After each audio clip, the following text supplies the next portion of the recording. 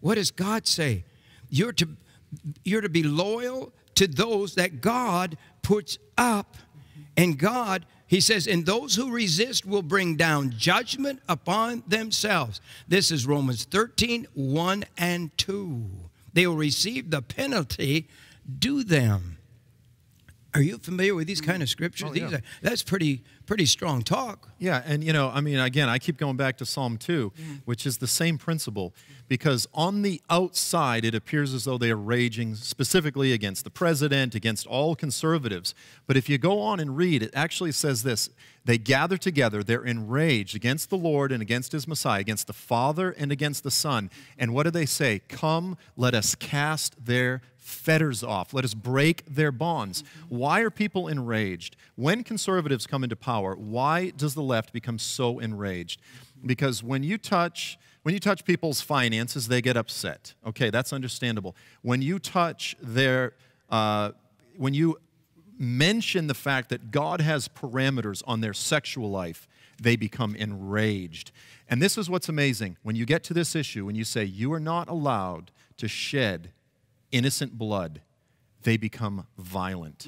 Why is it that there is this literally a violent effort to defend the right to kill the innocent and to carry on, as it says at the beginning of Romans? Because they rejected their Creator. They go on to give themselves over to all sorts of foreign lusts. And this has become, you know, just acceptable. I mean, if you look at the majority of young evangelicals today, they support gay marriage, and we should all be able to love whoever we want and so forth. But where does it end?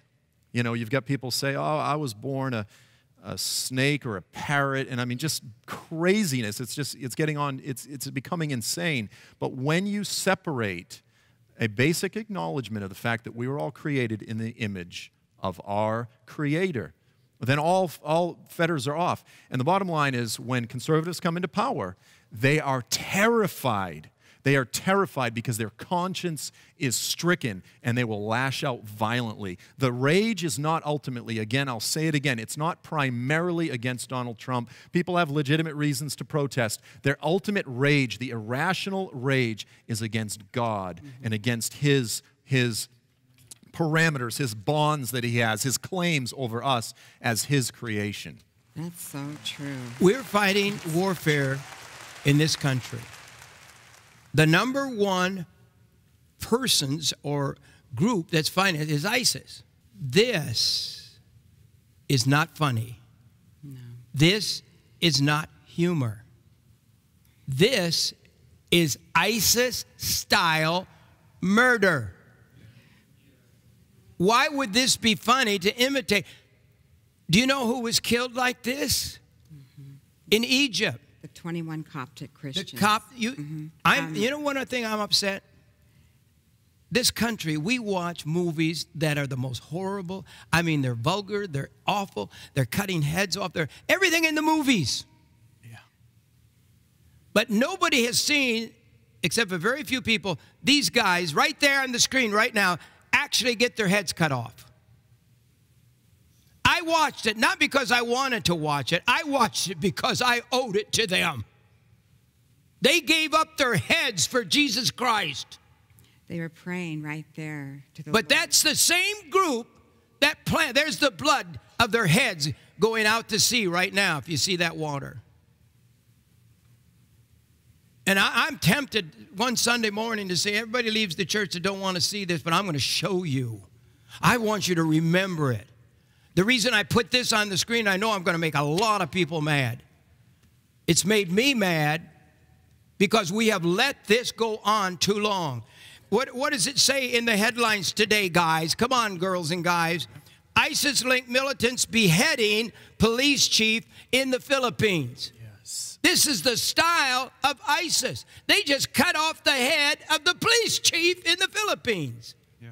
Oh, well. And then what this? ISIS in Southwest Asia, Philippines battle growing threat. The Philippines are at war. They're under martial law. It's horrible, isn't it? Yeah, they're under martial law right now. And he even says right here that they're burning buildings. But we don't hear about it here. Why? Because we're too busy crucifying our President Trump. Yeah, it's so true. I'll tell you what, I'll defend Trump now just because he's being beaten down so fast. Yeah. So if you want to get me to stop, just you stop. Get the people to stop. This is wrong. We elected him. Yeah. Are we going to go, what do you call it, Joel, when you stop electing presidents and you go to just murder to elect a president? Yeah. Dictatorship. Yeah, dictatorship. I mean, the dictatorship of the violent majority, I guess. You know, I'll tell you someone else. Did we not have an election? We did. Yeah. Did we really? I'm wondering. Yeah, but people are saying we didn't have an election. It was a fake election. It was a false election. Mm-hmm. No, it was a legitimate election. It was probably. So that's why they're saying that, well, we can do this. I believe that's why she did it. I believe she thought, well, everybody else is doing it. You know, I'll tell you someone else that happened to. His name was John the Baptist. Paul the Apostle. Why was John the Baptist beheaded? Why did the world rage against him so much so that they thought it was necessary to cut his head off? Why? Because he pointed the finger at power, and he said, biblically speaking, according to the laws of your Creator, you're not allowed to be married to her. You're in an adulterous relationship. Again, where does that rage come from that it feels the need to cut someone's head off? It's the same spirit that killed John the Baptist, that killed the 21 Copts in Libya, the Egyptian Copts in Libya. Why? Because the rage of Satan is manifesting itself throughout the earth. And whether it's ISIS or the left, you go, well, they have nothing similar. No, they do. They're both embracing that same Antichrist spirit. And literally, again, I'm going to say it, even many in the church are not discerning the spirit of the age, the wicked spirit of this present passing age. And they think it's fashionable, they think it's trend, it's hip to be anti-Trump, particularly among many of the millennials. Again, it's okay to have issues of disagreement. It's not okay to become partners with the spirit of the world.